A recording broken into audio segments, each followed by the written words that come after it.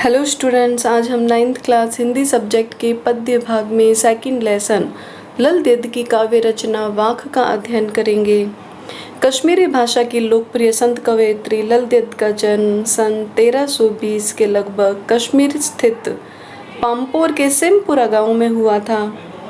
उनके जीवन के बारे में कोई प्रामाणिक जानकारी तो नहीं मिलती है। लल देद को ललेश्वरी, लला, लल योगेश्वरी आदि नामों से भी जाना जाता है। लल देद की काव्य शैली को वाक कहा जाता है। तो जिस तरह हिंदी में कबीर के दोहे, मीरा के पद, तुलसी की चौपाई और रसखान के सवैये प्रसिद्ध है, उसी तरह से लल देद के वाक प्रसिद्ध है। और अपने वाकों के जरिए उन्होंने जाति और धर्म की संकीर्णता से ऊपर उठकर भक्ति के ऐसे रास्ते पर चलने का जोर दिया जिसका जुड़ाव जीवन से हो। उन्होंने धार्मिक आडंबरों का विरोध किया और प्रेम को सबसे बड़ा मूल्य बतलाया।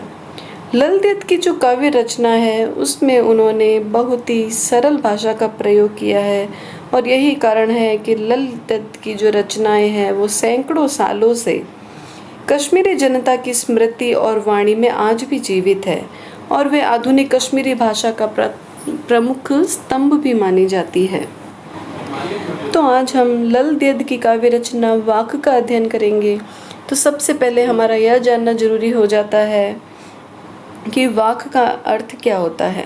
बच्चों, वाक का अर्थ होता है वाणी।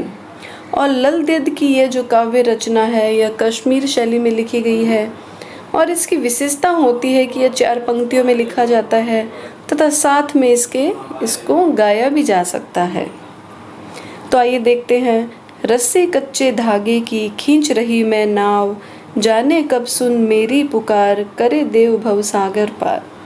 तो प्रस्तुत वाक में कवयित्री लल देद कह रही है कि प्रभु मिलन की आस में अर्थात ईश्वर से मिलने की आशा में रस्सी कच्चे धागे की खींच रही मैं नाव। यहाँ पर सांसों की जो डोर है उसको कच्चे धागे के समान बतलाया है और नाव को जीवन रूपी नाव बतलाया है। तो कवयित्री कह रही है कि प्रभु मिलन की आशा में मैं अपने जीवन रूपी नाव को सांसों की कच्ची डोरी से, सांसों की कच्ची रस्सी के सहारे आगे बढ़ा रही हूँ। रस्सी कच्चे धागे की खींच रही मैं नाव, मैं अपने जीवन रूपी नाव को सांसों की कच्ची डोरी के सहारे इस भव सागर से, संसार सागर से पार करने के लिए इसे बढ़ा रही हूँ। जाने कब सुन मेरी पुकार, करे देव भव सागर पार।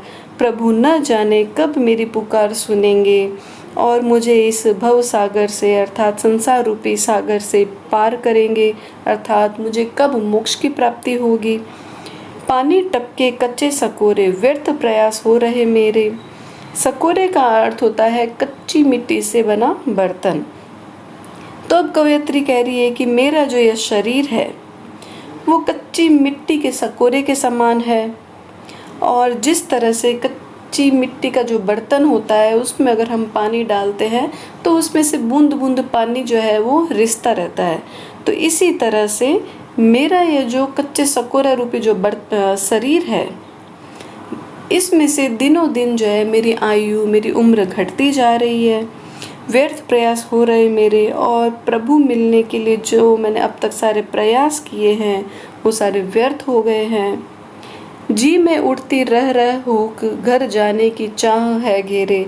और इस तरह से मेरी जो आत्मा है वो अपने परमात्मा से मिलन के लिए व्याकुल हो रही है।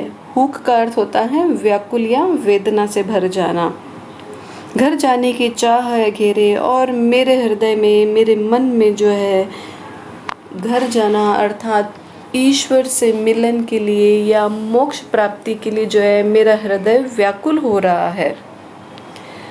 तो इस तरह से कवयित्री कह रही है कि मैंने जो है अब तक जितने भी प्रयास किए वो मेरे व्यर्थ रहे और बार बार इस तरह से असफलता के कारण मेरे हृदय में, मेरे मन में जो है वेदना हो रही है, ग्लानि हो रही है।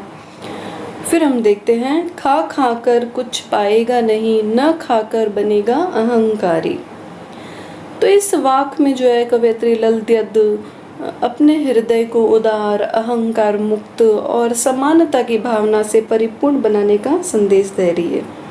कवयित्री कहती है कि खा खा कर कुछ पाएगा नहीं, कि मनुष्य अपने जीवन में केवल भोग विलास में ही अगर लिप्त रहेगा तो इस तरह से उसे जो है कुछ भी प्राप्त नहीं होगा और वह स्वार्थी बनता जाएगा, न खाकर बनेगा अहंकारी।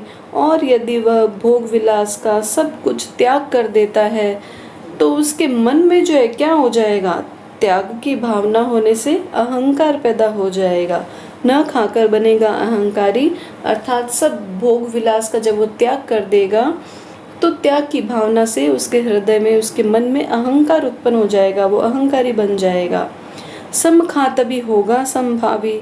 तो कवयित्री कहती है कि इस तरह से जब अहंकार की भावना उसके मन में आ जाएगी तो यह स्थिति तो और भी अधिक भयंकर हो जाती है, भयानक हो जाती है, क्योंकि अहंकार जो है वो विनाश का कारण बन जाता है। तो इसलिए कवयित्री जो है स्वार्थ पूर्ति का और अहंकार की भावना अर्थात इन दोनों के बीच का रास्ता बताती है कि हमें जो है सम खा तभी होगा संभावी, कि हमें जो है भोग करना चाहिए लेकिन न के बराबर, और त्याग भी इस तरह से करें कि वो सीमा से परे नहीं हो। अर्थात कवि का कहने का आशय यहाँ पर यह है कि हमें जो है त्याग पूर्वक भोग करना चाहिए, या भोग और त्याग के बीच जो है समानता रखनी चाहिए। और इसी समानता के कारण जो है हमारे हृदय में समानता की भावना उत्पन्न होगी और खुलेगी सांकल बंद द्वार की। और जब हमारे हृदय में समानता की भावना उत्पन्न होगी, उदारता की भावना बढ़ेगी, तो इस तरह से हमारे हृदय के जो सारे अहंकार है, स्वार्थ है, हमारे हृदय की जो संकीर्ण भावनाएं हैं वो सब समाप्त हो जाएगी। और इस तरह से हमारा हृदय अपने पराये का भेद, अपने पराये की जो भावनाएं हैं इससे ऊपर उठ जाएगा और उसके हृदय का जो द्वार है वो खुल जाएगा। अर्थात उसके लिए जो है संपूर्ण संसार एक समान हो जाएगा। उसके मन में जो है स्वार्थ और अहंकार की भावना नहीं रहेगी और इस तरह से उसका मन है, उसका जो हृदय है वो ईश्वर की प्राप्ति में और अधिक ध्यान लगा पाएगा।